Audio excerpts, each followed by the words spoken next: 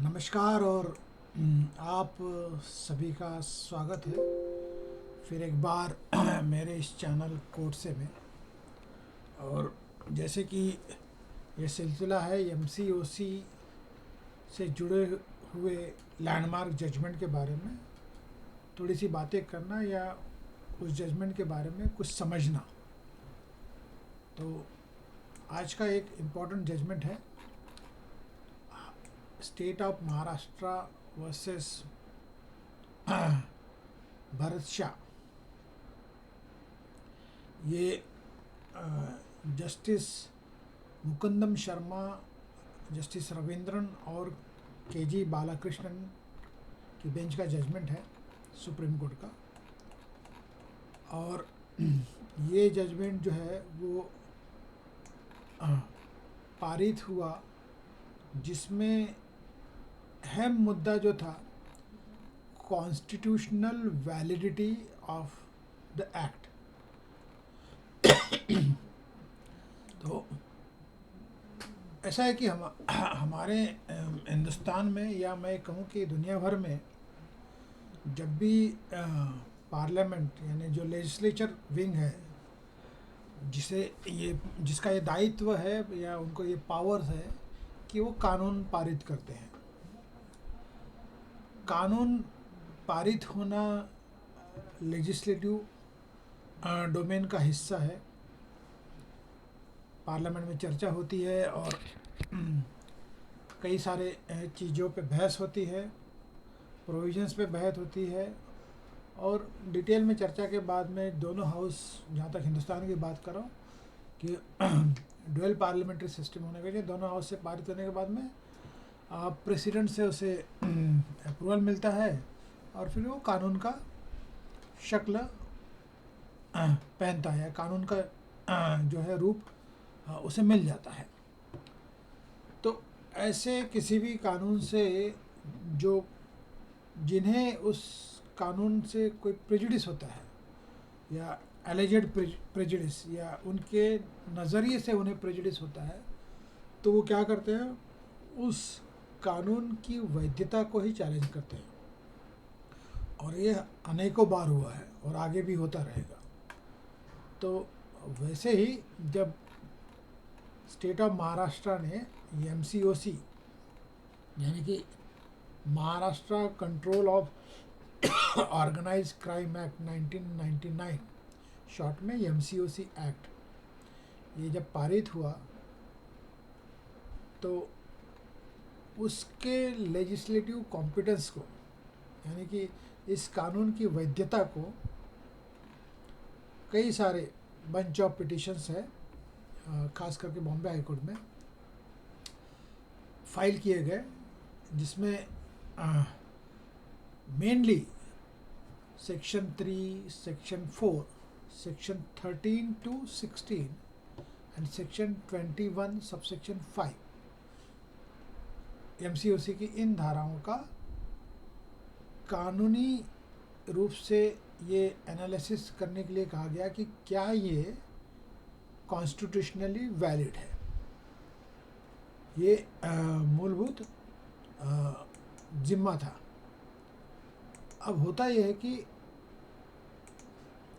जब ये जो प्रकरण बॉम्बे हाई कोर्ट और बाद में सुप्रीम कोर्ट के पास गया, तो कानून का एक डॉक्ट्रिन है, doctrine of pith and substance, यानी कि जब कानून को पास करने के लिए जो भी एम्बिग्यूटीज होती है, एक प्रिंसिपल जो है कि वो जो जब भी कोई कॉन्स्टिट्यूशनल वैलिडिटी किसी भी कानून का चैलेंज होता है, तो ये एनालाइज किया जाता है कि ये जो कानून है, whether the main purpose falls within the legislative competence of the body that enacted it, और ये टेस्ट होता है the law remains valid if it is incidentally overlaps with the matter outside its jurisdiction। तो doctrine of pith and substance यानी कि doctrine ये ensure करता है कि जो कानून है वो जज किया जाए ऑन देयर डोमिनेंट ऑब्जेक्टिव यानी कि pith rather than minor incidental effect यानी सब्सटेंस। ये बेसिकली यूज़ किया जाता है to maintain the balance between the union and the states power to enact the laws, क्योंकि कॉन्स्टिट्यूशन में एंट्री लिस्ट है जो स्टेट्स के पावर है, यूनियन के पावर है, कंकरेंट लिस्ट है। तो उसमें ओवरलैपिंग की जो एम्बिग्यूटी से बचने के लिए doctrine of pith and substance का जो एनालिसिस किया जाता है, जहाँ पे कानूनी वैधता का इशू कोर्ट के सामने होता है। तो ये बात हमें समझनी पड़ेगी। Doctrine of pith and substance इस जजमेंट में यूज़ किया गया। अब आते हैं जो धाराएं जो मेनली जो अंडर चैलेंज थी, मैंने जैसे कहा सेक्शन 3, 4, 13 to 16 एंड 21 सबसेक्शन 5। तो हम पहले वो धाराएं पढ़ लें, मैं पढ़ के बताने की कोशिश करूँगा, तो थोड़ा वक्त लगे तो उसके लिए मैं सिर्फ सॉरी बोल सकता हूँ। अब सेक्शन 3 जो है, सेक्शन 2 जो है वो डेफिनेशन क्लॉजेस वगैरह जो है, प्रियम्बल है सेक्शन 1, सेक्शन 2 डेफिनेशन क्लॉजेस है, और सेक्शन 3 जो है वो पनिशमेंट फॉर ऑर्गेनाइज क्राइम, इससे डील करता है। और सेक्शन 4 जो है punishment for possessing unaccountable wealth on behalf of member of organise crime syndicate. तो basically section 3 deals with the punishment for organized crime and section 4 deals with the possessing unaccountable wealth on behalf of the member of the organized crime syndicate. अब section 13 to 16 जो है वो section 13 deals with the appointment of the competent authority, यानी कि the state government may appoint any of its officer in the home department not below the rank of secretary to be the competent authority for the purpose of section 14. अब section 14 क्या है? Authorization of interception of wire, electronic or oral communication. The police officer not below the rank of the superintendent of police supervising the investigation of the organized crime under this act may submit an application writing to the competent authority for order authorizing or approving the intercept electronic or oral communication by the investigating officer when such interception may provide or has provided of any offense involving an organized crime. तो basically ये authorisation of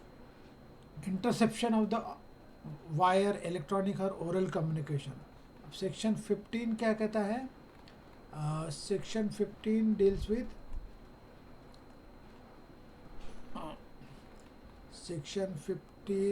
the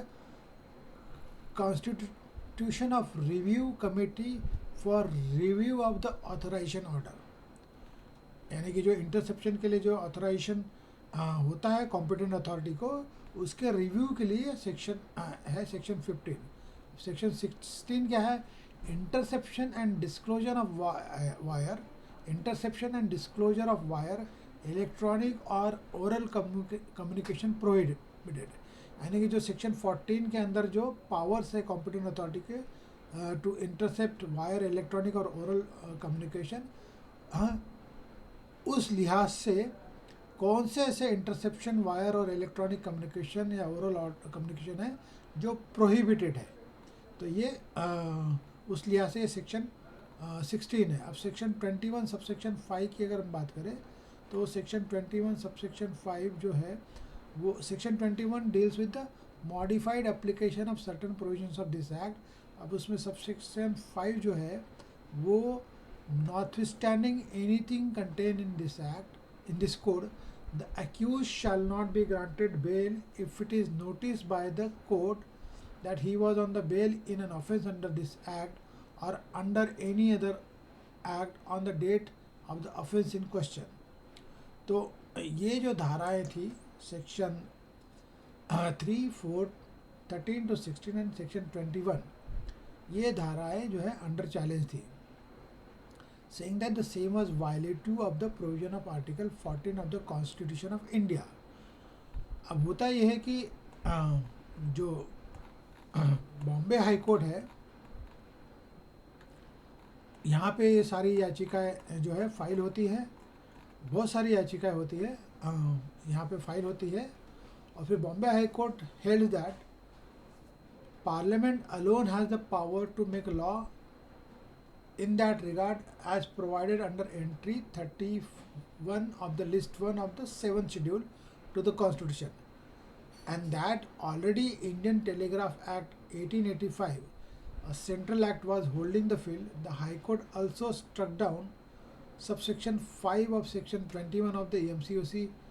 Act, holding that same was violative of the provision of Article 14. Bombay high court ने ये भी held किया कि constitutional validity of section 2 subsection D, E, F and also the provision of section 3 and 4 are constitutional valid, but struck down section 13 to 16 as unconstitutional as being beyond the legislative competence of the state legislature. तो basically अगर मैं summarise करूँ तो Bombay high court ने section 2 subsection D जो definition clause है E and F and also section 3 and 4 as a constitutionally valid ये held किया, लेकिन सेक्शन 13 टू 16 और सेक्शन 21 का सबसेक्शन 5 ये स्ट्रक डाउन कर दिया, ये कहते हुए कि ये कॉन्स्टिट्यूशनली वैलिड नहीं है। सेक्शन 13 टू 16 इसलिए अनकॉन्स्टिट्यूशनल डिक्लेयर किया क्योंकि हाईकोर्ट का मानना था कि parliament alone has the power to make a law in that regard as provided for entry 31 of list 1 of the 7th schedule to the constitution, and that already Indian telegraph act 1885 और central act was holding the field, so it was unconstitutional because the state has no power, and section 5 subsection 21 was violative because article 14 का ये violation है। अब being aggrieved by the aforesaid common order, state of Maharashtra जो है वो challenge करता है supreme court में। यहाँ पे doctrine of pith and substance का कॉन्सेप्ट जो है वो उसको नज़रिए से रखते हुए अंतिम जो फैसला आता है सुप्रीम कोर्ट का वो ये है कि सुप्रीम कोर्ट के नज़रिए से जो धारा 13 से 16 यानी कि सेक्शन 13 टू 16 जो है वो वैलिड है। Section 2 subsection D 2E 2F 3 and 4 जो ऑलरेडी बॉम्बे हाईकोर्ट ने वैलिड किया था उसे अपहेल्ड किया।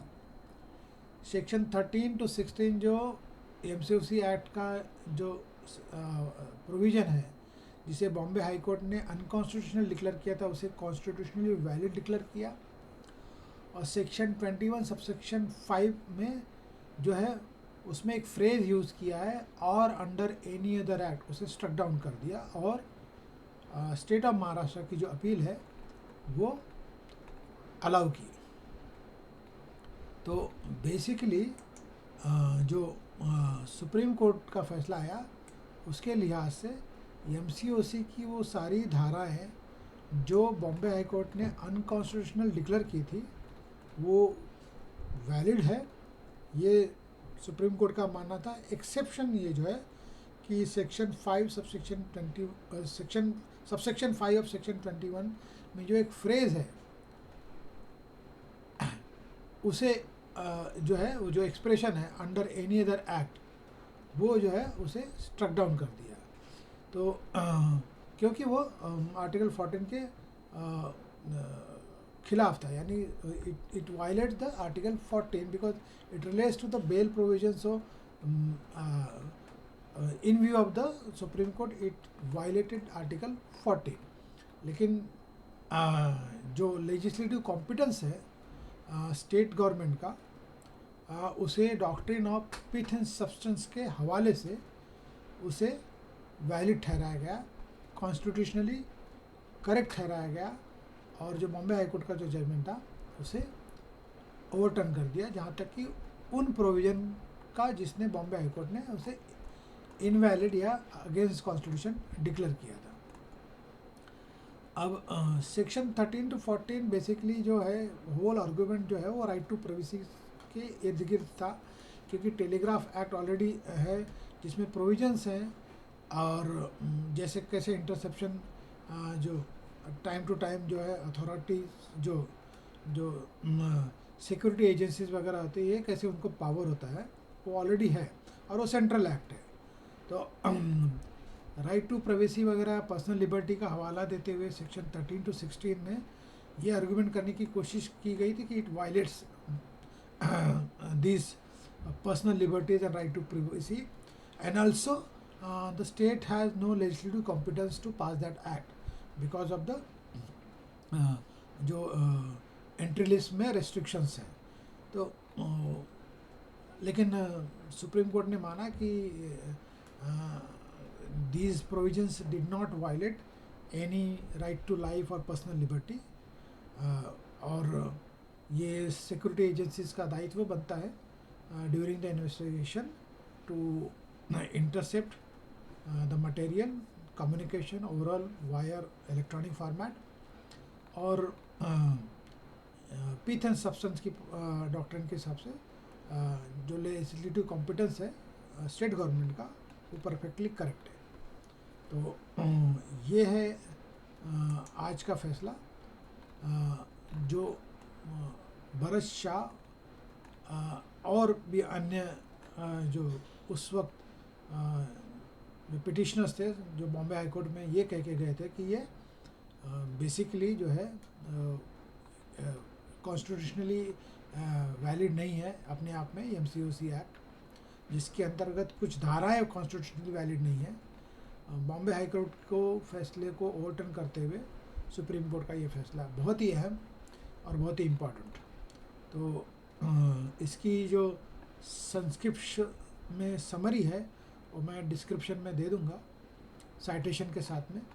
साइटेशन भी अगर मैं बताने की कोशिश करूँ तो वो है मैं जजमेंट के हवाले से कह दूँगा। ये मेन इसका साइटेशन है बॉम्बे हाई कोर्ट का AIR Bombay 450 AIR bomb R450, और जो